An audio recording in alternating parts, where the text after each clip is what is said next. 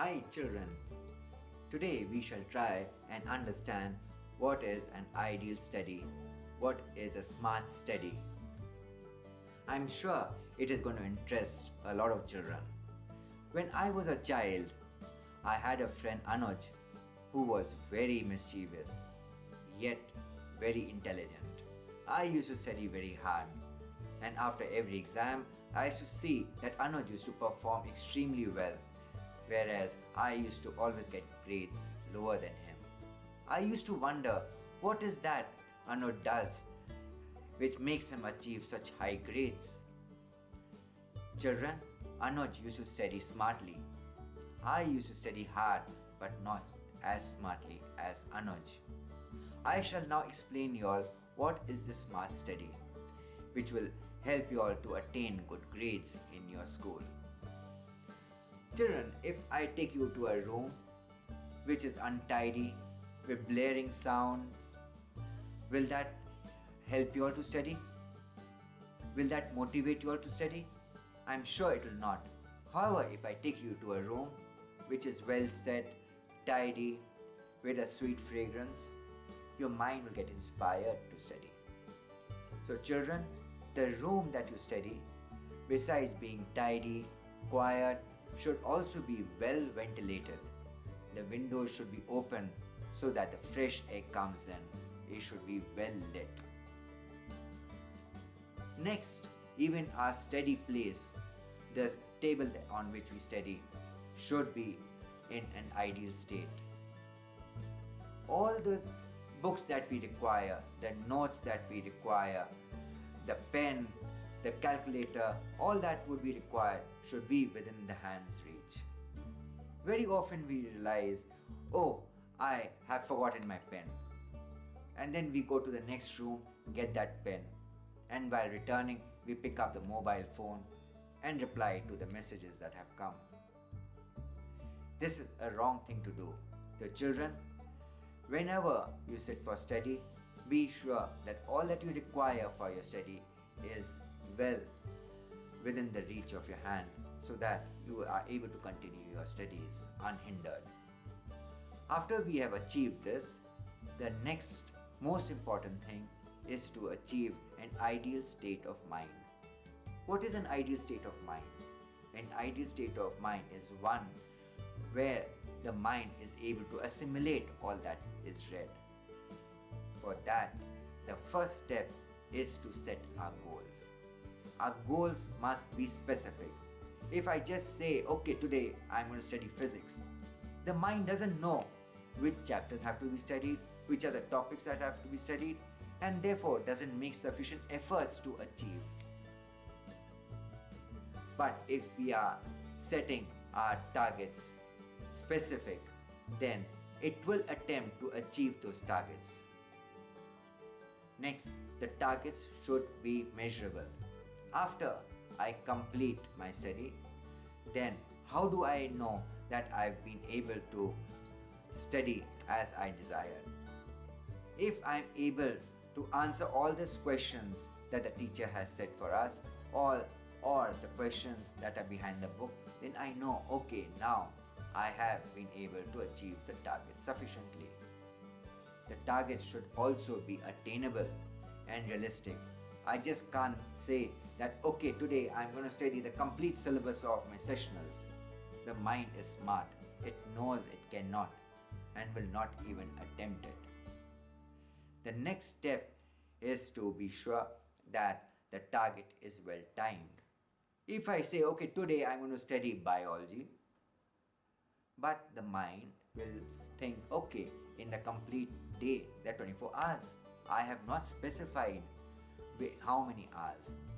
So we should be very specific on the timing.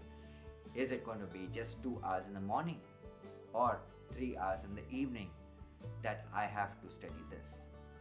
So children, our targets should be well set. Next friends, I'm going to tell you a very wonderful technique which is going to help us to achieve that ideal state. After you have set your target, then close your eyes and imagine that you have achieved the target. Let the mind revel in that achievement, and then slowly bring the mind to the present state and think of all the steps that have been taken to achieve what we have set for ourselves. Once we do this, the mind accepts that yes, it is well prepared and accepts that it can achieve the target. The next most important thing is to make our mind calm. Now, if I have an unnecessary thought, a useless thought coming to my mind, it will not let me study and concentrate in my study. We have to train our mind to ignore such thoughts. If the mind is able to ignore them, the thoughts will just leave. You will not have to force it.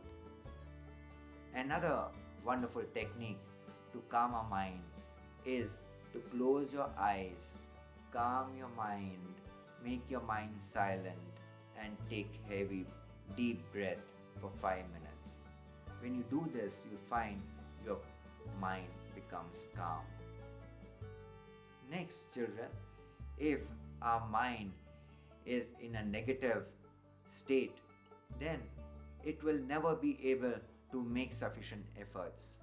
So the mind has to be in a positive state. Now, how do I achieve that positive state?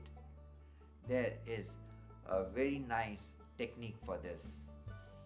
Children, to achieve this positive state, you just need to close your eyes, calm your mind, and think of a moment where you have been able to achieve positive results within the time that has been set, in spite of all the hurdles you have faced.